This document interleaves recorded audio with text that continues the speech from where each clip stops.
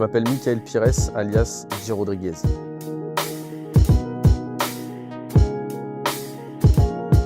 Et aujourd'hui, je vais vous raconter mon histoire.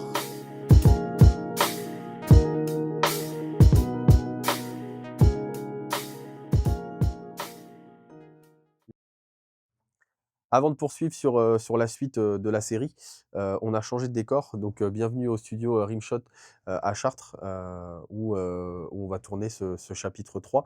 Donc, merci pour l'accueil au studio Rimshot. Et je pense qu'on reviendra ici pour d'autres aventures. Donc, la suite, chapitre 3 de la série Vencedor, on a sorti le titre Sin tu amor, et donc ma petite carrière de chanteur démarre, et on a dû donc continuer parce qu'on nous a demandé la suite. Donc avec Monsieur S, on a travaillé, donc on a continué à travailler ensemble parce il m'a proposé donc de entre guillemets, me produire pour la suite de l'aventure. Donc j'ai accepté. Et parce qu'il y avait cette alchimie musicale qui était bien là. Et en dehors de la musique, il y a aussi une amitié qui était en train de se faire, et voilà, donc j'ai accepté, et donc on a continué à travailler ensemble. On a bossé sur un titre qui était dans la même dynamique que Sin tu amor. Donc on a utilisé un clavier qui était assez ressemblant. On a changé les notes, et cetera, mais on a changé la tonalité également. Mais on est vraiment resté sur la même dynamique. Et donc une fois l'instru fini, j'ai dû, bah, du coup, continuer à écrire la suite de l'aventure. Donc pareil, je me suis mis dans cette bulle pour pouvoir écrire, et j'ai réussi à écrire ce deuxième titre. Pareil, ça devait être en 4 ou 6 heures, c'était assez rapide. Et du coup, on a pu enregistrer très rapidement le titre. Et ce titre-là, en version espagnole complète, on s'est dit aussi qu'il fallait refaire un featuring, mais ce coup-ci, il nous fallait une voix féminine. Monsieur S avait dans ses contacts la chanteuse Lilou, qui a chanté avec Matt Houston, Willie William, qui donc a accepté de faire ce featuring, et de là est né le titre Entre tu y yo, que vous avez pu, je pense, découvrir il y a quelques années en arrière. Hem et une fois qu'on a enregistré cette partie avec Lilou, on s'était dit que ce serait bien de faire une deuxième version en trio, comme une sorte de battle amoureux. Et donc on a refait appel à Makassi parce qu'à ce jeu-là, il est très, très fort.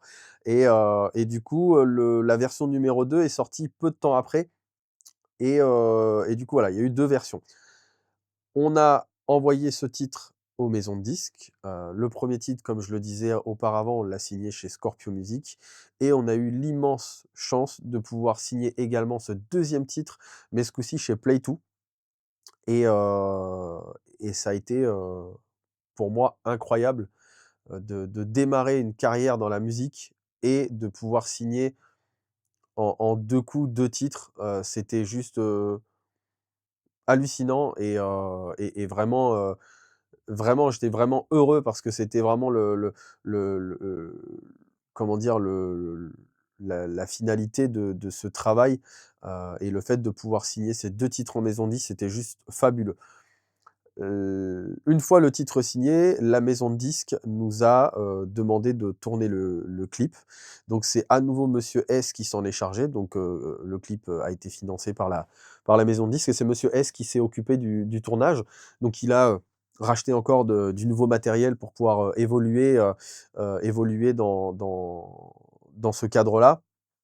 Et du coup, on a eu aussi cette immense chance de pouvoir aller tourner à Ajaccio en Corse. Un décor juste paradisiaque, mais vraiment magnifique. Et là, c'est vraiment encore un niveau au-dessus, parce qu'on a eu une vraie équipe de tournage. Donc Monsieur S qui s'occupait de la partie vidéo, mais on a eu aussi l'immense chance d'avoir la maquilleuse de soprano qui était présente sur le tournage, et c'était vraiment dingue. Voilà. En plus, on était en tout début de printemps, on a eu un temps juste fabuleux. Le décor s'y prêtait, donc c'était vraiment vraiment super chouette. Pour ceux qui ont vu le clip, on a eu aussi on nous a prêté une magnifique villa, vraiment sur la baie d'Ajaccio. C'était juste incroyable. Une vie comme n'importe quel jeune qui rêve de devenir chanteur aimerait avoir. Et j'ai eu la chance de pouvoir avoir ce début de vie. Et voilà. À la suite de ce tournage, on a continué à travailler musicalement. Premier titre signé, deuxième titre signé, et on a voulu partir sur un registre qui était, un peu détaché de ce que je faisais, heu, très différent de Cinto Amor et Entre tú y yo, et du coup, on a refait un troisième titre, avec Makassi aussi, et un autre artiste, un peu plus dancehall, qui s'appelait Jay Ricky, pareil qui est natif du Nord-Pas-de-Calais, et vraiment une très, très belle personne. Heu, Musicalement vraiment très, très fort, très bon danseur également, et même chose, donc on a créé cet instrumental, on a tous les 3 enregistré dessus avec, Makassi et Jericky, et on a, encore été tourner, le clip en Corse. Là, ça a été très différent parce que, le soir du tournage, on a eu une tempête tropicale qui s'est abattue sur nous, donc en plein tournage, et sur les images, du clip, c'est assez exceptionnel parce qu'on a des effets de foudre et d'orage qui sont apparus comme ça, mais vraiment tout était, tout était dingue. Alors, on a réussi du coup à trouver des jeunes danseuses locales. Ça a été un peu, il nous fallait des figurants, donc on a été nous-mêmes chercher les figurants. On n'a pas utilisé nos réseaux sociaux. C'est vrai qu'en Corse, on connaissait très peu de monde. Donc on a pris la voiture et puis on a été à droite, à gauche, dans les bars et cetera, pour essayer de voir si on pouvait pas trouver des danseuses, et on a trouvé, 3 charmantes demoiselles qui ont accepté. Alors en plus, qui étaient en école de danse sur Paris, donc c'était juste incroyable, et qui ont accepté de tourner dans le clip, et ça s'est, fabuleusement bien passé, et c'était super chouette. Alors le titre, on l'a envoyé aux maisons de disques, et ce coup-ci, ça a pas eu le même impact, que les 2 premiers, heu, parce que c'était pas forcément ce qu'ils recherchaient.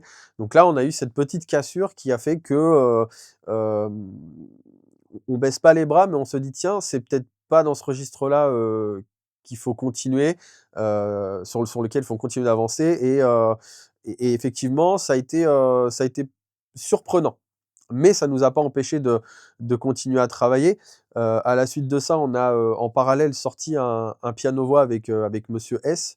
Un jour, on était dans le studio, et il jouait quelque chose au piano, et j'ai eu cette inspiration, mais fulgurante. C'est vraiment venu d'un coup.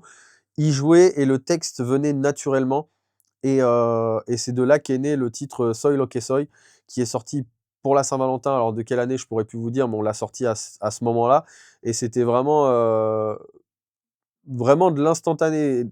D'où le fait que je parlais de cette alchimie musicale, que je pouvais avoir avec Monsieur S.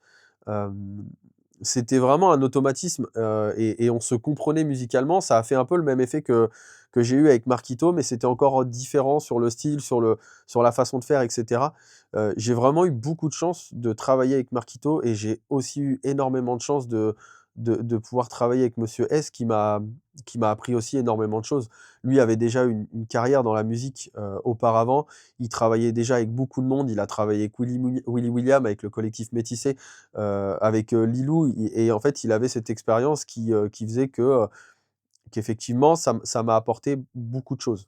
À la suite de ça, on a, le fameux covid qui est arrivé, pas très longtemps après, de mémoire. Une phase qui a été, très complexe, parce qu'on est rentré, il y a eu le confinement, il y a eu tout ça, et ça a été, le moment, on va dire, où tout est retombé. Donc en parallèle, j'avais continué les showcases, j'avais même trouvé un booker, qui s'était occupé de ma partie concert, qui est malheureusement décédé aujourd'hui. Je l'ai appris il y a pas très longtemps, et ça faisait, déjà 1 an qu'il était décédé, donc qu'il repose en paix. Donc je voulais, lui rendre un hommage aussi à travers cette vidéo. Et à la suite, donc le covid est arrivé, et on m'avait proposé de faire un titre. On avait créé un collectif qui s'appelait Unisson, avec, Christophe Fontana, avec qui j'ai travaillé aussi, peu de temps après. Où en fait, on avait, écrit un titre, pour la recherche, pour l'Institut Pasteur, donc les fonds qu'on récoltait pour ce titre, allaient à l'Institut Pasteur pour trouver un vaccin contre le Covid. Donc on était en plein confinement, c'était très, très complexe d'enregistrer, on s'était même enregistré avec nos téléphones, on avait fait vraiment quelque chose d'assez complet. Et c'est là où j'ai eu mon conflit, mon premier conflit avec Monsieur S, qui avait pas accepté que je fasse ce titre. Il ne voulait pas que je le fasse parce qu'il disait que ça ne m'apporterait pas forcément quelque chose. Moi, j'en avais un petit peu marre parce que c'était très long, le Covid était très long, j'avais envie de faire de la musique. Et à l'époque où le Covid est arrivé, TikTok est arrivé en même temps et moi, j'étais pas un génie des réseaux sociaux à part Facebook, Instagram et voilà. Mais c'est vrai que le réseau social TikTok, je l'ai pas utilisé et c'est aussi ça qui m'a fait retomber en notoriété. Le fait de plus trop être présent sur les réseaux aussi parce que mine de rien, ça a été, c'est compliqué d'alimenter des réseaux quand on fait pas de musique, surtout quand on est chanteur. Et prendre sa guitare et se mettre devant une caméra, ça aujourd'hui, ça alors c'est pas que ça suffit pas, c'est que, déjà, il faut savoir bien jouer de la guitare. Moi, j'avais que quelques notions, donc c'était souvent les mêmes rythmiques, les mêmes choses et voilà. Donc la première engueulade avec Monsieur S, elle est partie de là et par la suite, on s'est fâchés, mais pour d'autres raisons, j'aurais pas forcément besoin d'en parler parce que beaucoup ont suivi sur les réseaux, c'est parti très, très loin. Outre le fait d'avoir perdu un producteur, j'ai perdu un ami, qui était devenu presque un frère et ça a été très compliqué pour moi par la suite parce que, bah, c'est grâce à Monsieur S qu'aujourd'hui, en partie, une grande partie grâce à Monsieur S que J. Rodriguez existe. Et comme je disais au tout début de la série, je veux être en paix avec tous ces gens avec qui j'ai pu me fâcher ou autre et je veux être en paix avec lui, parce que je pense qu'on a évolué, les temps ont changé. Heu, je le raconterai par la suite, mais je suis devenu papa, j'ai aujourd'hui une entreprise et cetera, donc ça, ce sera pour plus tard, mais voilà, je veux plus avoir à me fâcher pour la musique. La musique, c'est un message de paix, d'amour et je pense que la musique ne devrait pas diviser et séparer les gens. Malheureusement, ça s'est fait comme ça et on pourra pas revenir en arrière. Heu, donc mon aventure avec Monsieur S s'est terminée au moment du Covid. Heu et il a fallu quand même, bah, continuer à essayer de faire de la musique. Donc juste après Covid, j'ai, Christophe Fontana avec qui où j'avais pu travailler sur le titre, Ça va aller, qu'on avait sorti pendant donc le Covid, m'a proposé de faire un titre avec lui en featuring avec d'autres artistes et j'ai accepté de faire ce titre-là. Donc c'était très différent parce que c'était vraiment du spontané. Il m'a pondu une instrumentale qu'il a fait seul. Moi j'ai écrit ma partie, également en espagnol seul et c'est là où j'ai vraiment senti que au niveau de l'écriture, ça s'était un peu estompé, c'était complètement, un peu fouillis. Parce que quand je suis arrivé au studio pour enregistrer, au final, le texte que j'avais écrit, on a gardé des bouts, mais ça n'allait pas du tout. Donc, en une nuit, même pas en 2 heures, j'ai dû réécrire, le texte complet parce qu'il y avait des choses qui allaient pas et on a quand même réussi à sortir le titre Acalenta, qui est un titre, reggaeton dancehall, qui était vraiment, vraiment super. J'ai adoré, partager ce titre avec Christophe Fontana, et c'était plutôt sympa. Et c'est là où on a ressenti on va dire pas l'échec, mais plus le même impact. Les gens s'étaient complètement, déconnectés de ce que je faisais. Je sentais que petit à petit, c'était en train de s'arrêter et c'est ce qui s'est passé. Tout s'est arrêté du jour au lendemain. Heu, Ça a été super compliqué.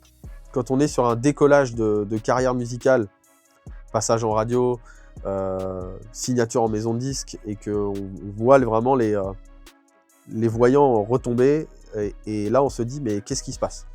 Heu, le décollage c'est juste magnifique, et quand on tombe, ça fait très mal. Parce que quand tout s'est arrêté, tout ce que j'avais pu créer autour, ce cercle de soi-disant amis, de connaissances, de réseaux, heu, tout a disparu.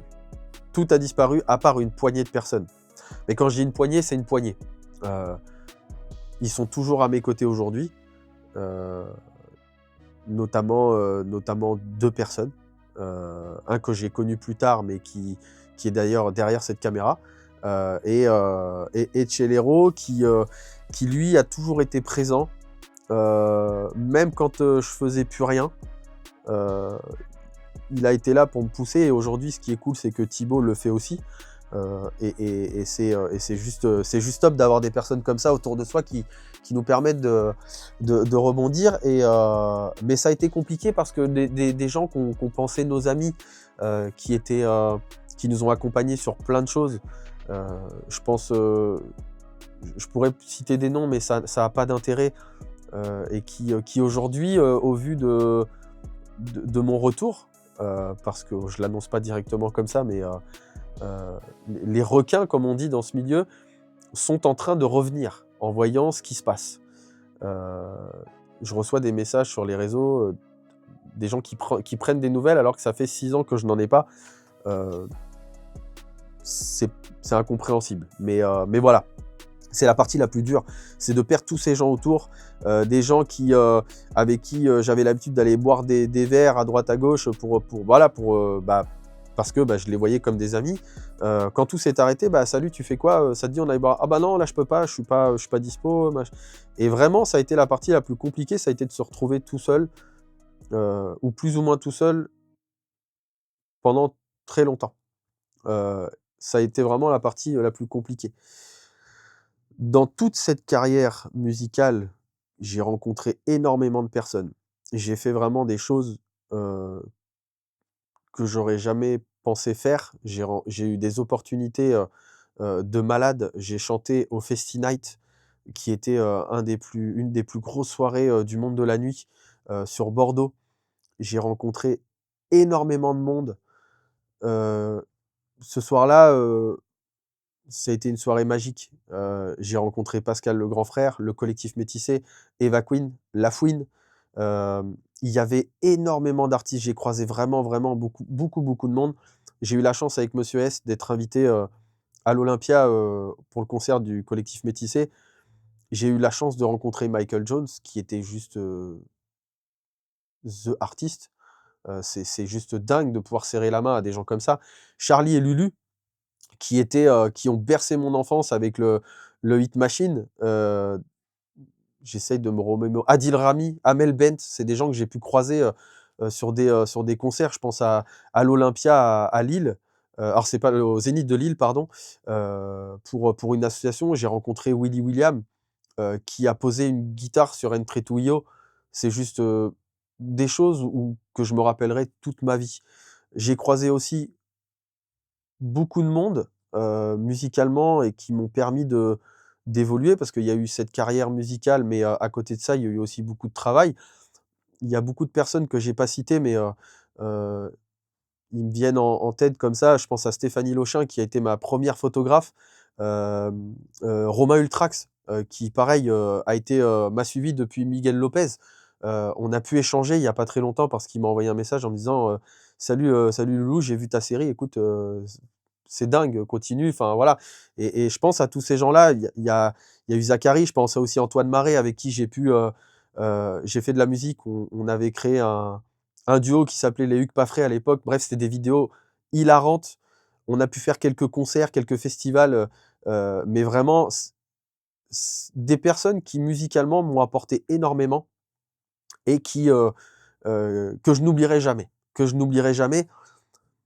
Aujourd'hui, ma vie, elle est complètement différente, de ce que j'ai pu vivre. J'oublierai jamais ce que j'ai pu vivre, mais aujourd'hui, ma vie a changé. Après, juste au début du covid, donc quand tout s'est cassé, j'ai eu la chance de rencontrer une personne, donc ma conjointe actuelle, heu, qui, heu, qui m'a soutenu pendant cette épreuve compliquée et qui aujourd'hui, aujourd'hui, ça fait 6 ans qu'on est ensemble. Ça fait 6 ans qu'on est ensemble. On a eu notre fille ensemble, Judith, qui a 2 ans et demi. Hem et pendant ces 6 ans, heu, de silence musical, m'a soutenu parce qu'elle avait bien compris que quelque chose m'avait affecté. Et pour pallier à ce désert musical, J'ai complètement perdu l'écriture. Aujourd'hui, ça revient petit à petit, mais toute cette tristesse que j'ai accumulée, au moment de ma chute, bah, aujourd'hui, je le paye encore. Mais elle a été là.